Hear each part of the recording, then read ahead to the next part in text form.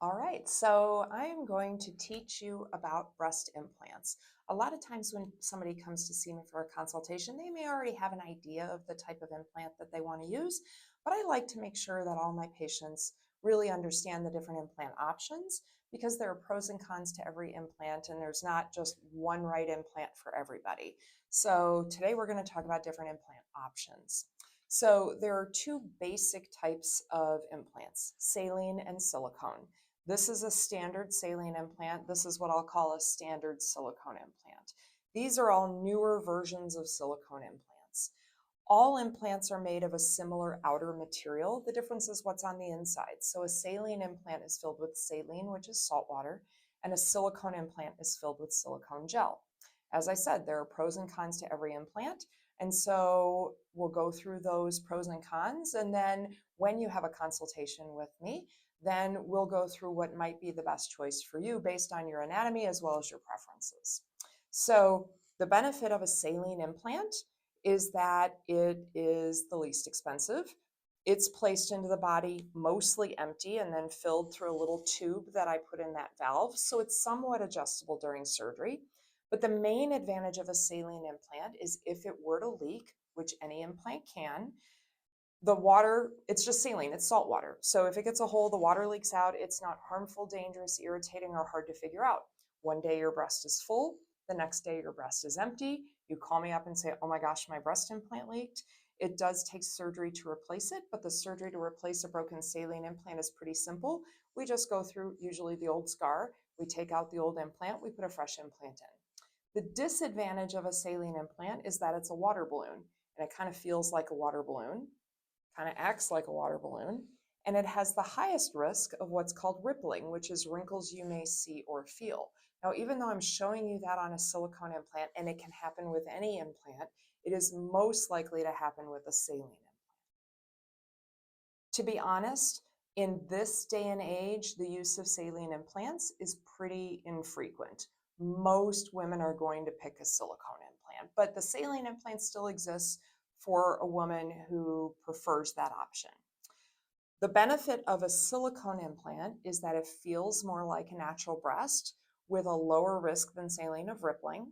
The disadvantage, it costs a little bit more, but the main disadvantage of a silicone implant is if it were to leak, which again, any implant can, your body doesn't absorb the silicone that comes out of the implant. That silicone usually stays within what's called the capsule or the internal rim of scar tissue that develops around all implants.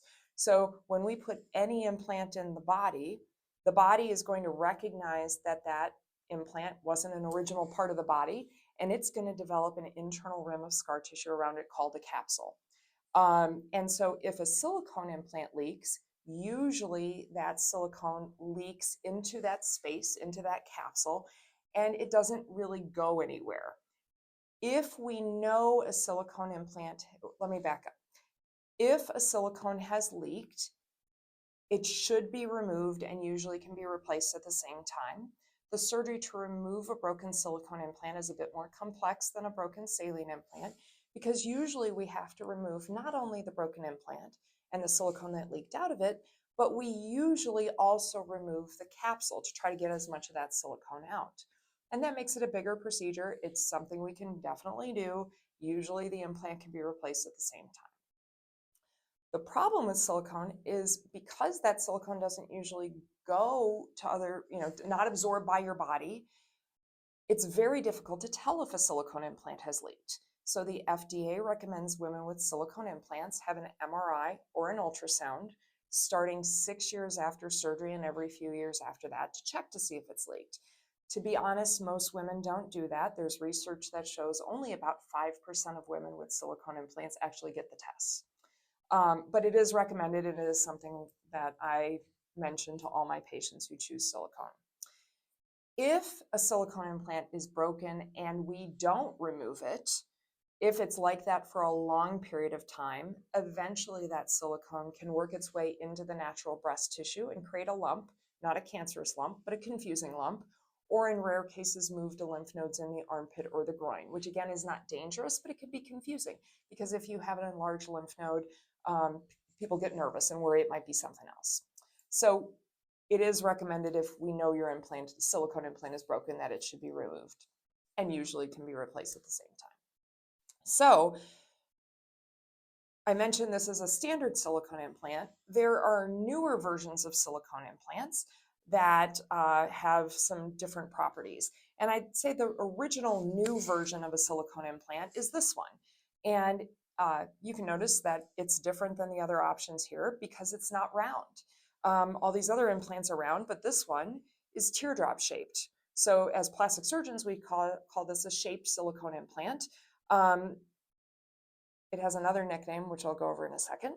And what makes it different is it was designed to have more fullness at the bottom than the top, which is advantageous. It's a good thing because it can create a really beautifully shaped breast. The disadvantage of a shaped silicone, let me back up. So part of the way it achieves this shape is because the silicone inside of it is more solid than liquid. So that's called more cohesive. And so in an original, we'll call it an original. In an original silicone implant, its silicone is kind of liquid, kind of solid, very gooey and sticky. I like to describe it as like a cross between Jello and honey. In a shaped silicone implant or a more cohesive silicone implant, its silicone is more solid than liquid, similar to the consistency of a gummy bear candy, which is how it got the nickname gummy bear implant. So originally, when somebody would say they have a gummy bear implant, they were referring to this type of implant, although I think that term gets used for many different types of implants these days. The benefit of an implant like this is it can create a really beautiful breast. The disadvantage of this type of implant is that all of these shaped silicone implants have a rough surface on them. That's called textured. And that's important in a shaped implant because it serves as something similar to Velcro that your body kind of grabs onto to hold it in place, because it can look really pretty like this and not so pretty if it rotates like this. So that texturing is important in a shaped implant to help it keep it properly oriented. The disadvantage of a textured implant is that there is a type of blood cancer that's been found in a very small number of women with breast implants. And almost every single, that's called ALCL. And almost every single case of that is in a woman who has or has had in the past a textured breast implant. So I still use this implant for specific breast shapes and anatomy. But for the most part, I don't recommend using this implant if we can create a beautiful breast with a different option. So that's the original gummy bear. Now, there is an implant that I've used for many years. It's called a soft touch silicone implant. That's a brand name. And it is different in that it's not quite as liquidy as an original silicone. It's not quite as solid as a gummy bear implant. And so it has a really nice soft consistency, but because it's a little bit more cohesive or a little bit more solid than liquid, it has less rippling. And you can see the difference when I hold up these two consistencies of silicone. Now you can still see a little bit of rippling there, but it's significantly less than this implant.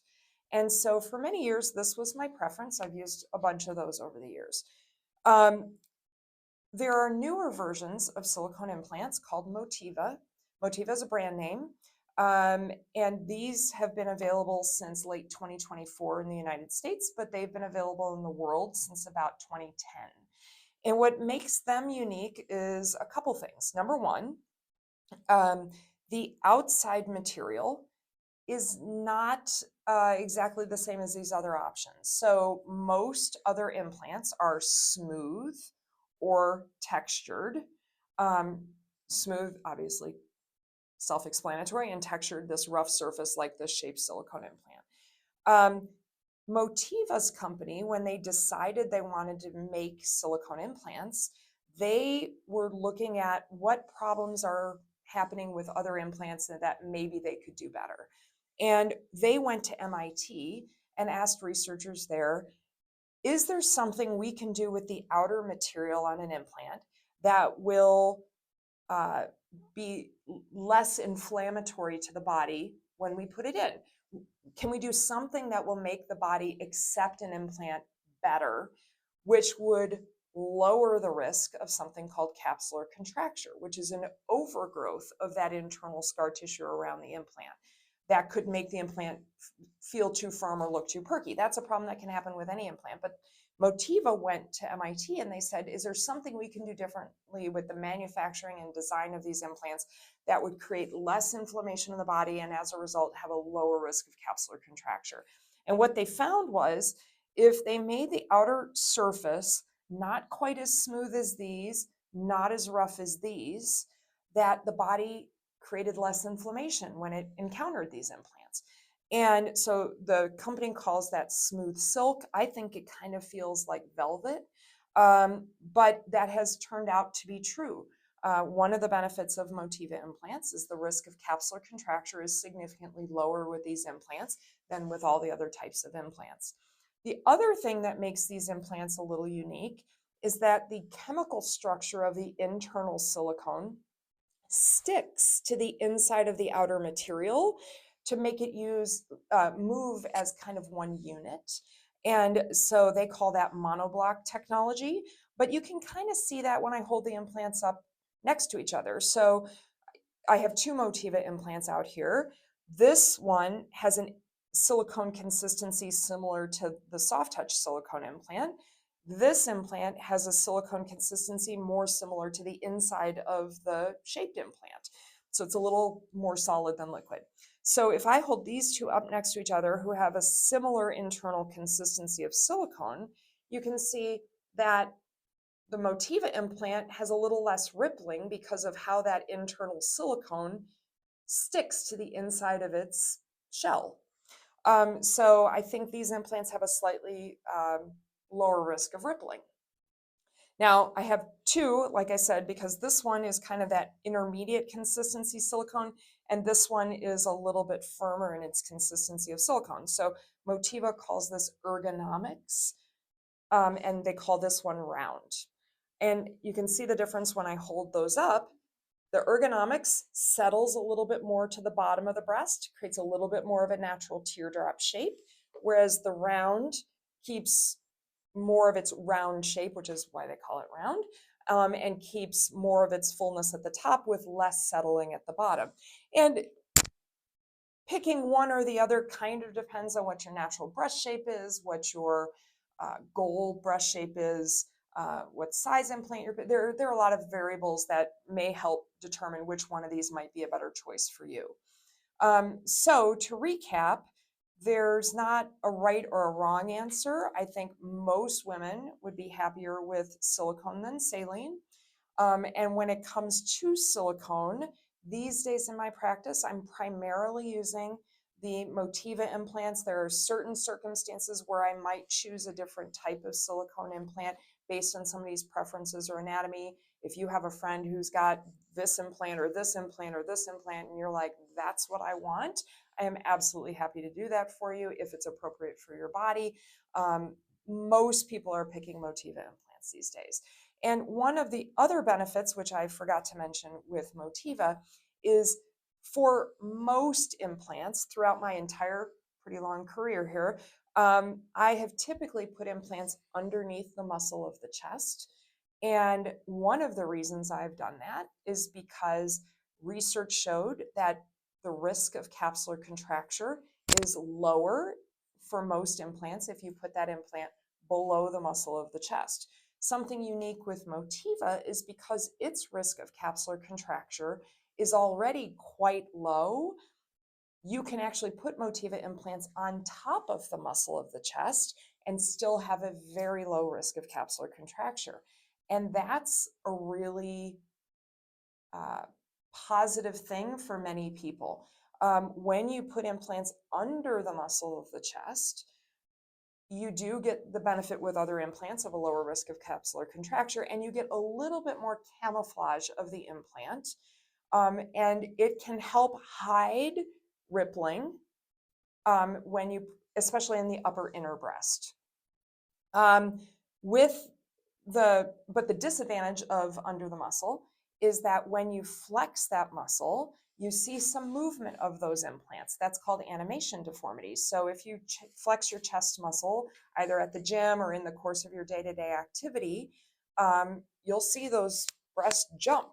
And it's because the implant is under the muscle. That doesn't really happen, or it happens to a very minimal degree with implants on top of the muscle.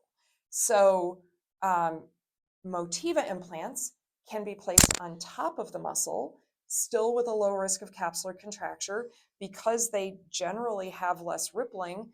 For most people with a decent amount of breast tissue to hide them, rippling is not something that they really notice. So that gives us some more flexibility of other options for patients in terms of not only what implant we put in, but where we put it within the breast. So this is a long video, but I'm going to teach you something else as well. We're going to talk about different profiles of implants. So I'm going to put these aside and I'm going to bring out other implants. So implants come in different profiles, and a profile means how wide is it compared to how far does it stick out. And this is just an example of 3 different profiles of implants. These happen to be Motiva implants, but every brand has profile options. And a lower profile implant doesn't stick out very much. A moderate profile implant sticks out a medium amount, and a higher profile implant sticks out quite a bit. So when I'm helping a patient choose an implant, I look at the width of their breast or the width of the space in the breast that I'm trying to fill. And I always want the width of the implant to properly match their breast. So when I examine a patient, I'm looking at their anatomy and their measurements and visualizing how wide an implant I need for their breast.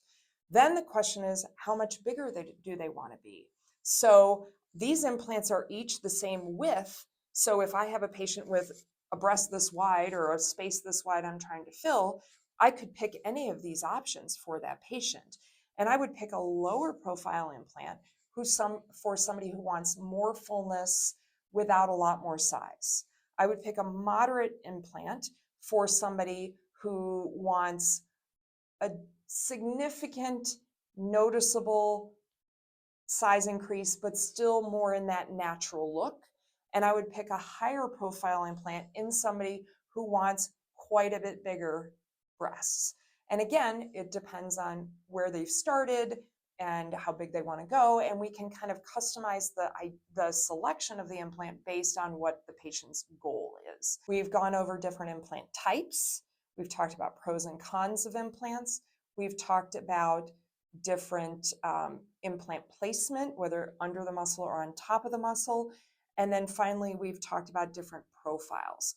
I'd like you to have this background information so that when we're talking about your specific goals, your anatomy, we already have a head start in figuring out what may be your priority and what might work best to achieve your goals.